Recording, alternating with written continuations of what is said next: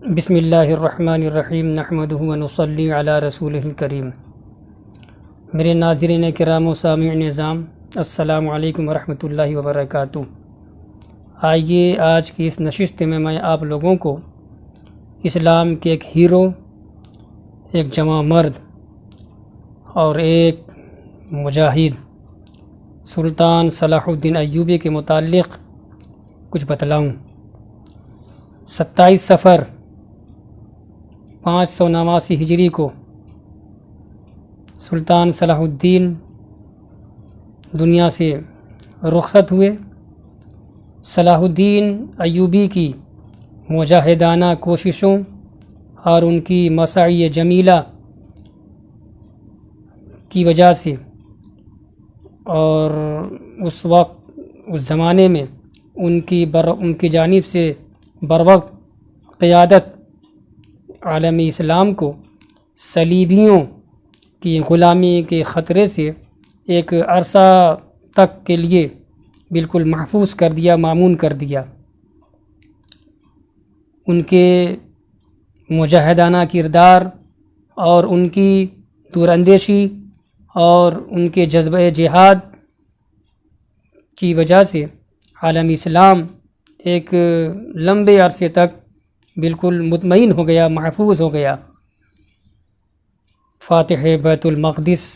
سلطان صلاح الدین ایوبی اسلامی دنیا پر جو حوادث کے اور جو مصائب کے اور گردشوں کے جو بادل منڈلا رہے تھے، اللہ تبارک و تعالی نے اپنی رحمت سے ان بادلوں کو ہٹا دیا اور بالکل مطلع صاف ہو گیا۔ لیکن صلیبیوں نے ان جنگوں سے فائدہ اٹھایا، تجربات حاصل کیے اور عالم اسلام کی کمزوری کا انہوں نے مطالعہ کیا، انہوں نے اس کو دیکھا، قریب سے دیکھا اور مسلمانوں کی کمزوریوں سے فائدہ اٹھا کر کے ان کے جذبات بھی مجروح کیے اور ان کے اخلاق خراب کیے، اور بھی جو دیگر وسائل غیر مناسب مانے جاتے ہیں، سمجھے جاتے ہیں۔ صلیبیوں نے سارے ہتھ کنڈے استعمال کیے مسلمانوں کے خلاف، ان کی سلطنت کے خلاف، اور ایک نئی جنگ کی تیاری میں وہ مصروف ہو گئے، اور وہ جنگ بہت آگے چل کر کے 19ویں صدی میں پیش آئی۔ عالم اسلام پر جو غفلت طاری ہو گئی تھی اور باہمی ان کے اندر اختلافات رونما ہو گئے تھے، خانہ جنگیوں کا آغاز ہو چکا تھا، کچھ نفاق پیدا ہو گیا تھا۔ کہتے ہیں نا کہ میر جعفر اور میر صادق ہر دور میں پیدا ہوتے رہے۔ یوں تو سلطان ٹیپو کی تاریخ میں یہ بات آتی ہے، لیکن یہ محض دو شخصوں کا نام نہیں ہے، ایک نظریے کا نام ہے، نفاق، غداری۔ تو جب نفاق پیدا ہو جاتا ہے، اپنوں میں، اپنی صفوں میں غدار پیدا ہو جاتے ہیں، تو پھر ہلاکت یقینی ہو جایا کرتی ہے۔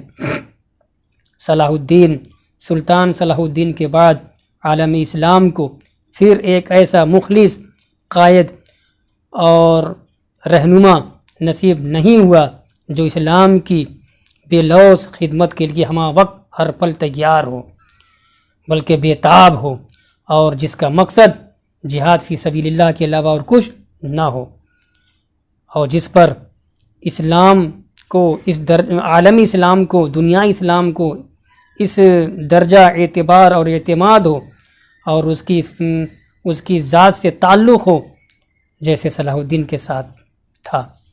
کوئی نہیں پیدا ہوا صلاح الدین کے بعد ایک لمبے عرصے تک۔ عالم اسلام پھر ایک بار خود غرضیوں، خانہ جنگیوں اور سازشوں کا شکار ہو گیا، اور ایک سرے سے دوسرے سرے تک انحطاط اور تنزلی کا ایک ماحول ہونے لگا، قائم ہو گیا۔ لیکن مسلمان اپنی ساری خرابیوں اور کوتاہیوں کے باوجود اور اپنے انحراف کے باوجود اپنی تمام معاصر جاہلی قوموں کے مقابلے میں انبیاء علیہم الصلاۃ والسلام کی شاہراہ سے قریب تر اور بالکل متصل اور خدا کے مطیع اور فرما بردار ہوتے ہیں مسلمان۔ ان کا وجود، ان کا رہا سہا اقتدار جاہلیت کے حق میں ایک سد سکندری ثابت ہوتے ہیں، رکاوٹ بنتے ہیں، اور وہ یعنی مسلمان اپنی ساری کمزوریوں کے باوجود دنیا کی ایک اہم طاقت تھے، جس سے حکومتیں خائف رہتی تھیں اور جس کی ان کی نگاہ میں بڑی اہمیت بھی ہوا کرتی تھی، لیکن بغیر اس کے کہ باہر کے لوگوں کو محسوس ہو اندرونی طور پر یہ طاقت کمزور ہوتی چلی گئی، اور یہاں تک کہ 7ویں صدی ہجری کے درمیان میں ان کا مسلمانوں کا سیاسی انتشار، اخلاقی کمزوری اور ضعف بالکل نمایاں ہو گیا، اوپن ہو گیا، اور اسلامی طاقت کا وہ ایک مدھم سا سایہ، ہلکا سا سایہ جو دور سے نظر آتا تھا اور جس کو دیکھ کر باطل قوتیں اور دشمن طاقتیں خائف ہو جایا کرتی تھیں، وہ رہا سہا سایہ بھی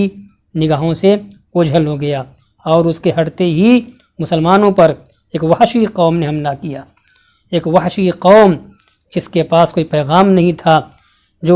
جس کے پاس کوئی دعوت نہیں تھی، جس کے پاس کوئی انسانیت نواز کوئی رسالہ نہیں تھا، پیغام نہیں تھا، ان کے پاس دعوت نہیں تھی۔ وہ قوم یعنی تاتاری قوم کی یلغار ہوئی مسلمانوں پر، اور اس وقت اسلامی ممالک ایک لاوارث مال کی طرح فاتحین میں تقسیم ہوتے نظر آنے لگے۔ اب اگلی نشست میں تاتاریوں کا دل خراش واقعہ ذکر کروں گا۔ اللہ تبارک و تعالی مسلمانوں کی، اہل اسلام کی حفاظت فرمائے۔ وما علینا الا البلاغ المبین۔ والسلام علیکم ورحمۃ اللہ وبرکاتہ۔